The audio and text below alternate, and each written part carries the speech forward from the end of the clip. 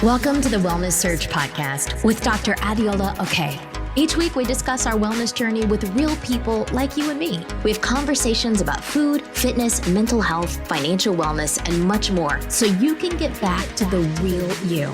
To make sure that you're up to date with this and other wellness topics, visit wellnesssurge.com. Information presented here is for educational purposes only and is not intended to diagnose or treat any disease. Please do not apply any of the information presented here without first speaking with your primary care provider.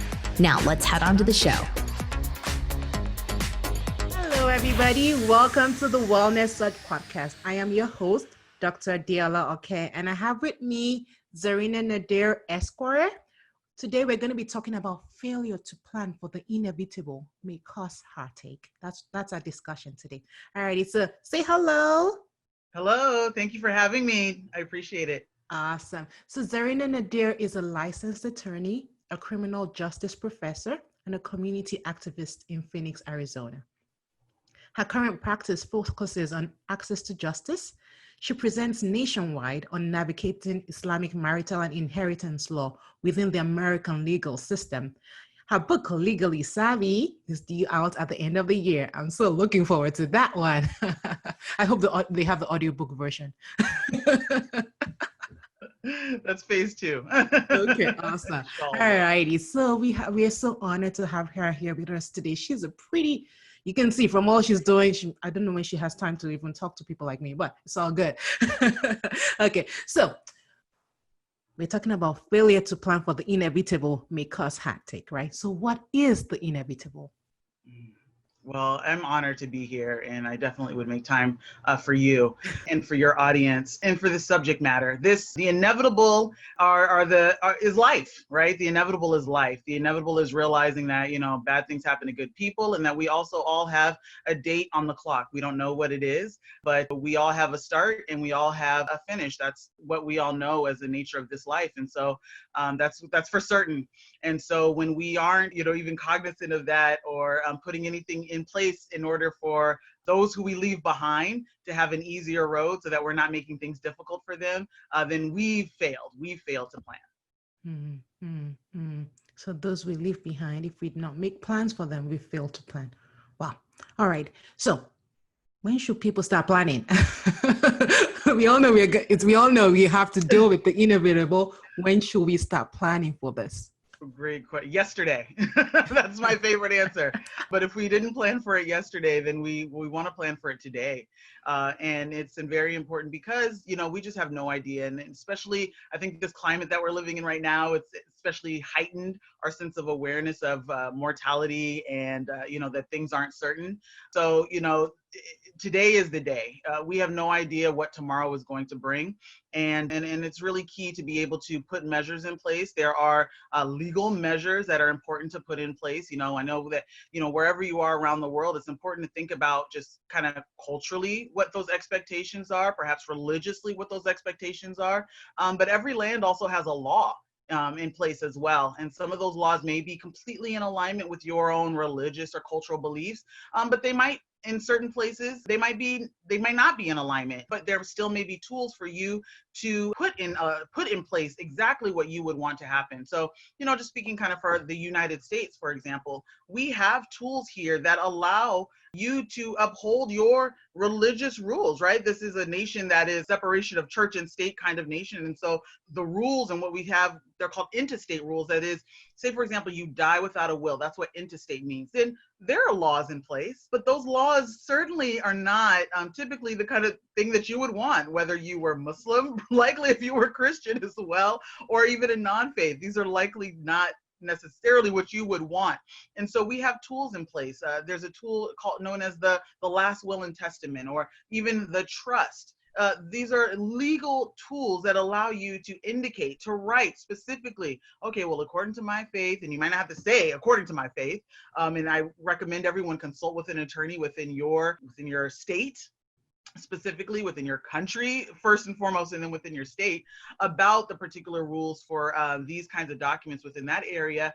But you can write down, it's important for me that my daughters get XYZ, my sons get XYZ, my spouse gets XYZ, my religious center gets XYZ. You know, do you think that, you know, if you passed away, especially in the United States, those of us who live here, that they would make a donation to, I'm Muslim, right, to the mosque? Of course not, right? But I would care about something like that, or to my favorite religious school, or my favorite program like that. Would they do that? Of course not. But they would if I put something in place and I made sure that it was executed properly and effectively. Not only that, it's also important to keep in mind that it's not just about, hey, I'm going to pass away.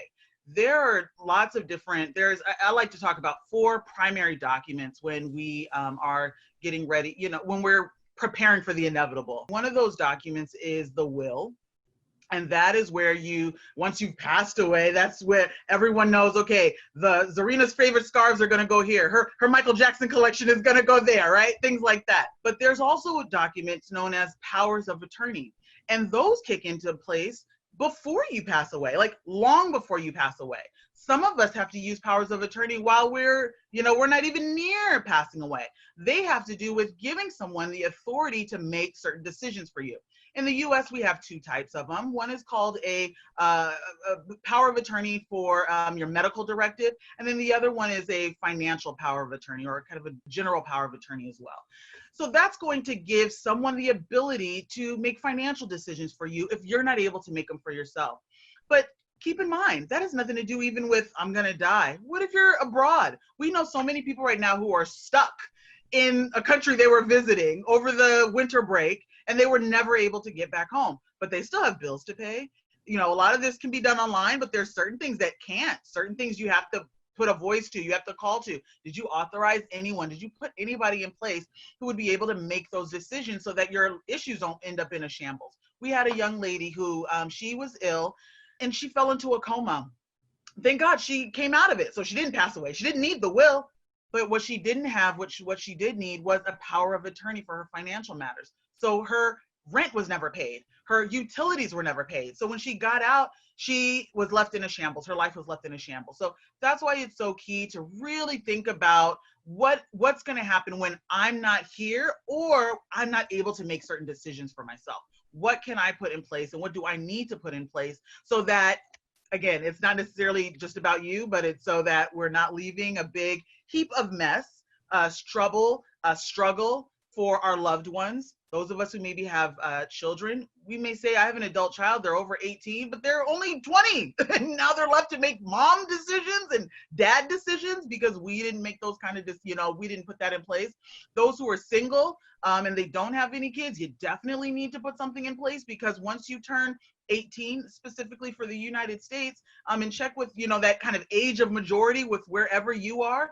But typically speaking, once you're the age of majority, which is 18 in the United States, your mommy can't just make decisions for you anymore, even though she, you might want her to. So we have students going off to college and they have medical issues that happen, but they never put anything in place. So mommy can't show up to college and say, can you tell me what their record is? I need to make sure that they get their homework. I need to know how they're doing in class. If they didn't authorize you to have those conversations and to speak on their behalf, the door is locked. You can't. Of course, if we think about it, it's for their protection and for their privacy. What if someone showed up and said, I'm their mom and I'm not their mom, right? So we can see the wisdom behind some of these laws. But again, that's why it's important for us to plan for the inevitable. Having these kind of documentation in place really helps you to not be scared, but just to feel prepared. Wow. That got me thinking in so many directions. Okay. Because I'm like, okay, like a lot of people don't like to have this conversation. It's just like people just like, one day. If my husband didn't force me to go get one, I'm just like, one day I'll do it. One day. It was always one day, but when is one day? One day may be too late. And now I'm thinking my daughter may be going off to college soon. We have to have that in place, because just listening to you, we always think, oh, the elderly, but no, it looks Absolutely. like 18 and above needs it, right? What's the age? What age do you think? Do you suggest? Absolutely. By the time you reach the age of majority, wherever you are in the world, in the US, it's 18. You want to have these kinds of things in place. So what I would say is, don't wait until you're 18. Like, start looking at it when they're 17. Okay, these are the kinds of things that we need to start making sure that they're prepared for. I remember when I was 17, I got registered to vote because I was in school and in high school, and I was in my government class, and they said, you're going to be 18 by the next election. It's time for you to put your paperwork in now. So these are the kinds of thinking that we need to have, so that we kind of elevate our legal, I like to say legal savviness, right? That's what my goal is to help us all kind of just elevate that, so that when our kids are going away, when we're interacting within this world, we're not being put at a disadvantage simply because we were ignorant to these kind of information. So, and as we know, when we look at the news every night, it's not somebody who was on their way to hospice who got into a car accident. It's the young mom who turned away for a second and she got into that car accident. It's the college kids who were having a good time all together, leaving, heading off to spring break, and they were going to the beach. This is what happens. This is the world that we live in. Sure, we don't want to think about it. And culturally, I know there's some cultures who, have these kind of perspectives, sometimes even superstitions about, hey, if I'm talking about death, that means I'm going to die. Or sometimes parents feel like when their kids bring it up that their kids want them to pass away. But, that's, you're a doctor. We know that's not how death works. We're talking about it. I'm not the doctor here. You are, right? So we know that's not how death works, or how calamity works, and how tragedy works, right? It's a promise for all of us. There's a philosopher who said the same wind blows on us all. We're all going to have the same wind blowing on us. But those of us who are prepared, we're the ones who are going to feel more prepared, and to reduce the anxiety, not only for ourselves, but also for our friends and our family, and those who care about us. I have a colleague who, her mother passed away about a year ago. Her mom's about the same age as my mom, so not old at all, but she ended up contracting cancer, and just a beautiful, smart, intelligent, wonderful woman. And her daughter was able to say, Mom left everything in place. So we knew, the long-term care was paid for, the will was already done, the powers of attorney were already done. So we were just left to grieve.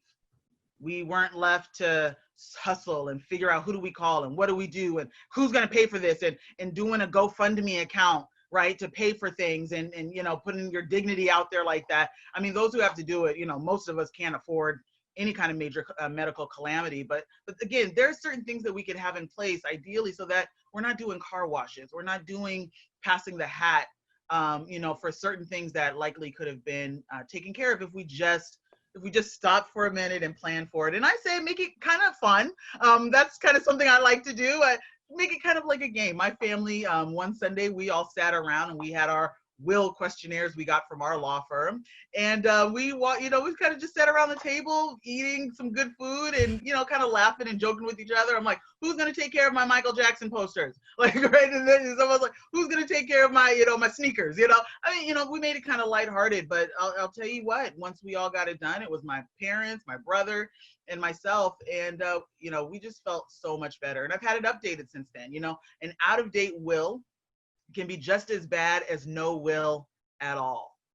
Because again, in most places, again, I'm generalizing, of course, speak with the attorneys in your community about what your specific rules are and how it specifically applies to you and your family and your situation. But we've seen situations where there have been dissolutions. A couple has gotten divorced, but they still listed the ex-spouse as the one who was responsible for their estate. They're like, that's the one who I would never want them to be responsible for my estate. Sometimes we leave people in charge who, they're the ones who, and it's a bit of a serious note, they're the ones who put you in the hospital. And now they're the ones who have the right to pull the plug on you, right? So these are important things to have in place and to just be aware of. Coming from a family law, juvenile law background, I always recommend, especially somebody going through a divorce, separation, something like that, hey, get these documents in place, because you don't want to inadvertently leave these important decisions up to somebody who really doesn't care about you, has their own, hidden agendas about you. So that's one thing. In addition to the youth, young people, we want to make sure that they have a leg up. Parents, you want to make sure that, you're not in a situation where you're still trying to help your kids, but you're not authorized to, but now they can't speak for themselves. And in this COVID era, people are getting hit with this sickness so quickly. And we all know in most places, we can't even go into the hospital. So say, for example, and having these kind of documents in place, you have to be of sound mind and body.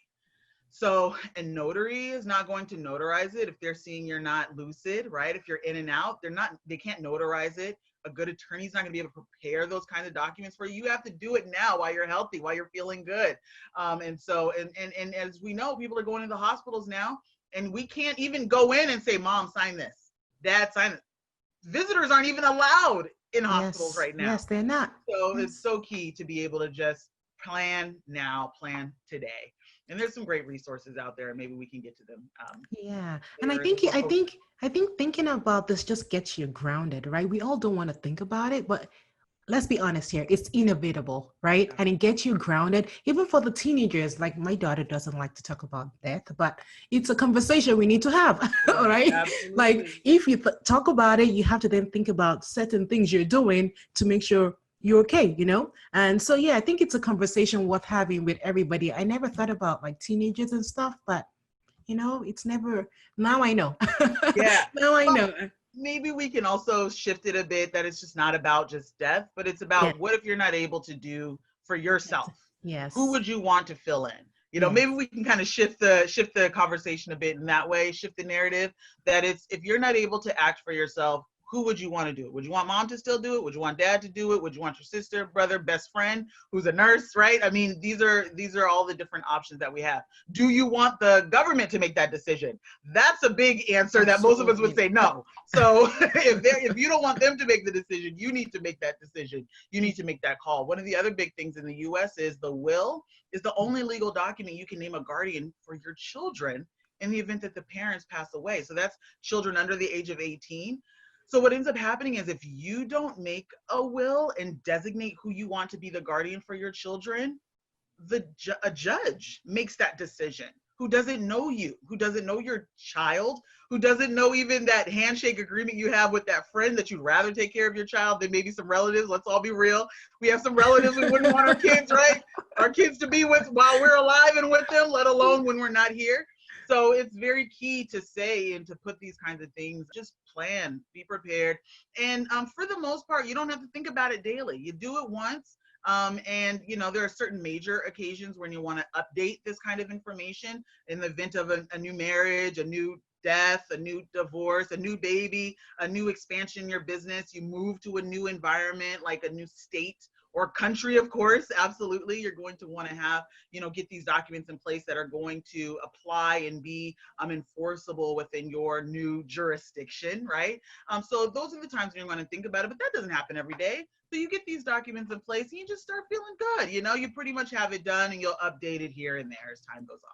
Okay. Alrighty. So what actionable steps? So this is a kind of like a trick question, right? What actionable steps can people actually do to start planning, right? Like, yes, I'm glad I finally know what inevitable means. It's and you have to make it fun, especially for those teenagers. So yes, we have to be real.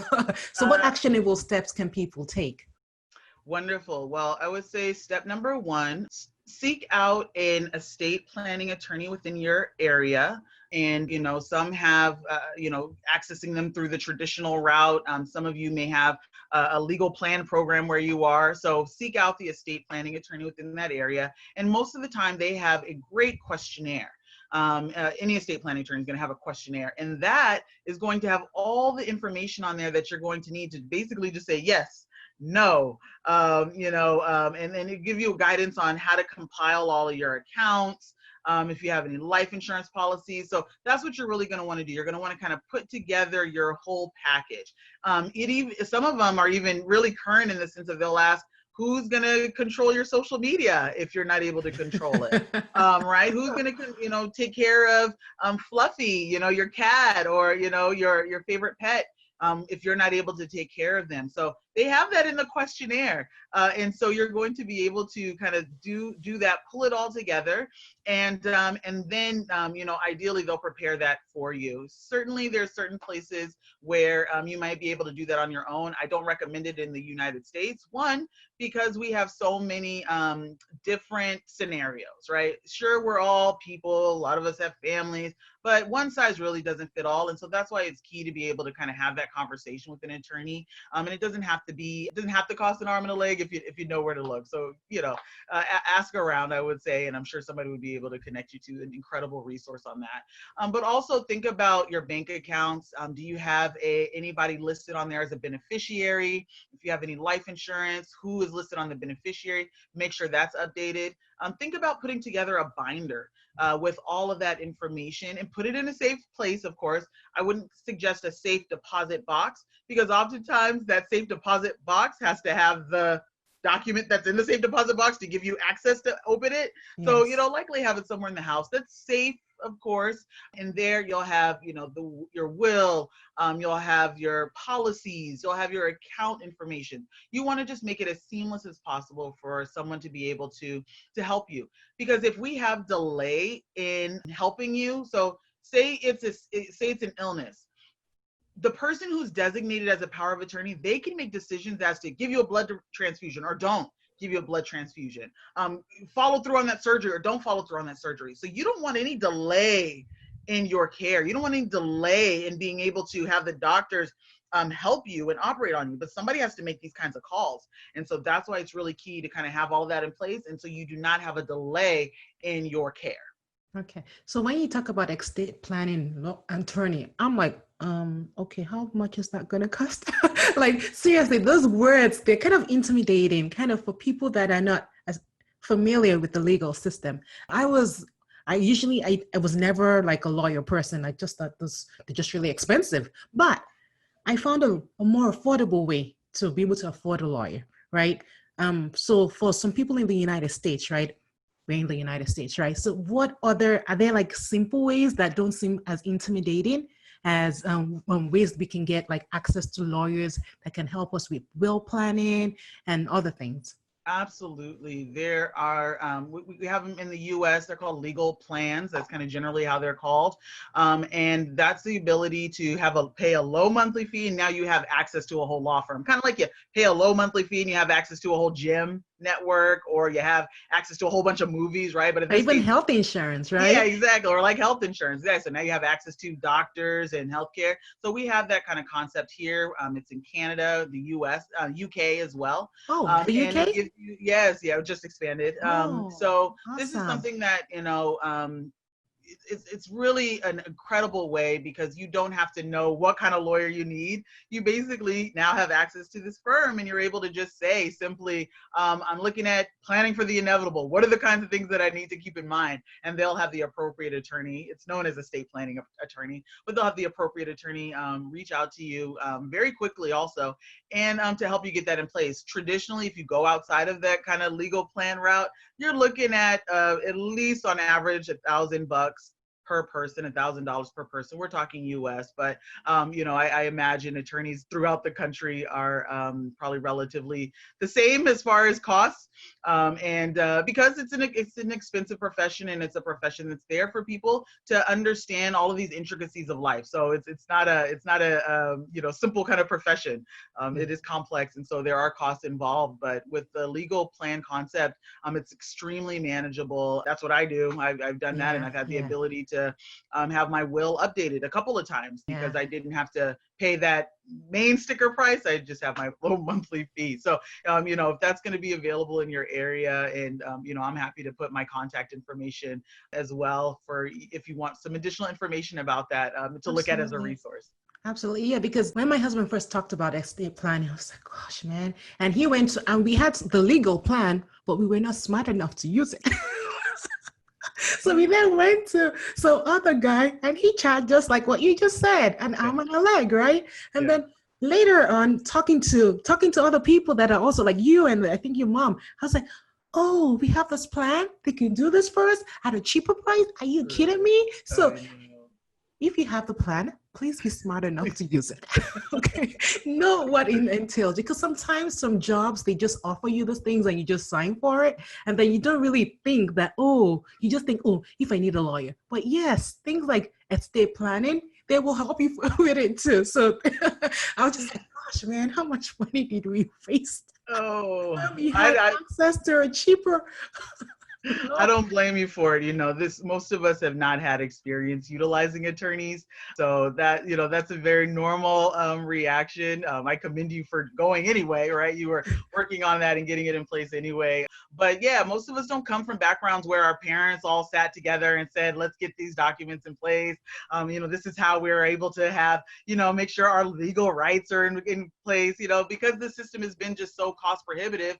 Most of us just really think about using attorneys if somebody's being arrested, right? And we're like, otherwise, I don't use a lawyer. Yeah. The wealthy of our society, this is why they're wealthy, right? This is why they're wealthy, because they've had the access to sound legal advice, right? In addition to other, financial advice and things like that. But one of the key components is having legal access. So when we elevate our knowledge and elevate our exposure to this kind of information, it's only going to trickle down. The benefits are going to start trickling down to our kids, our families, but also our communities. Because the other thing about planning for the inevitable is that there's so many of us who aren't passing anything else down. And even those of us who might say, I don't have anything to leave. I mean, what's the point? But whatever you have, your next generation is going to start out with it rather than it just being going back to the government, right? Or going to certain fees because we just didn't put this document in place. So whatever we have, let's give our next generation that leg up. Hey, even if it's $20, it's $20 they didn't have, and maybe they can donate it in your name or even just kind of build upon it.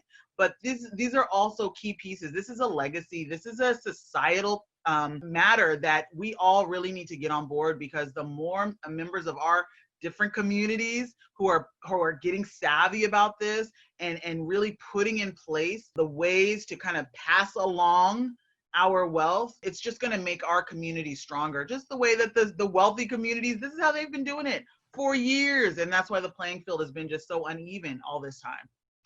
One of the reasons. Good information, right? Seriously, I've gotten a lot of information from this. So thank you so much for your time. So we've talked a lot today, right? But what is one thing you want to make sure that if people didn't even learn anything from you, and I've learned a ton, right? What is one thing you want to make sure they take away from today's discussion? Well, if you fail to plan, the plan is you're going to fail. So think about planning. Plan for the inevitable. Plan for the time when you are not going to be able to make decisions for yourself. None of us are Superman and Superwoman. We have terms like we're, magic and all this stuff. No, we're human beings. I have a friend who said that. She's like, I'm not black girl magic. I'm a human being.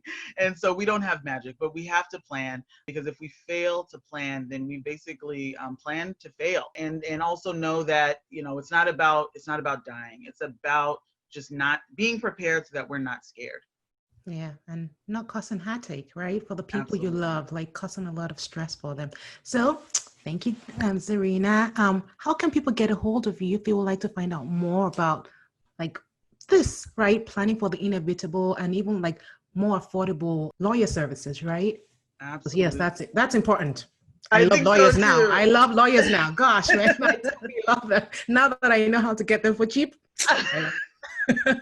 I'm so happy to hear that because we love being counselors, really, not just adversarial. We love to help you. So that's great. So yeah, actually to reach me, you can reach me through draneesah@hotmail.com. That is my partner's email, and you can definitely reach us there. So draneesah@hotmail.com.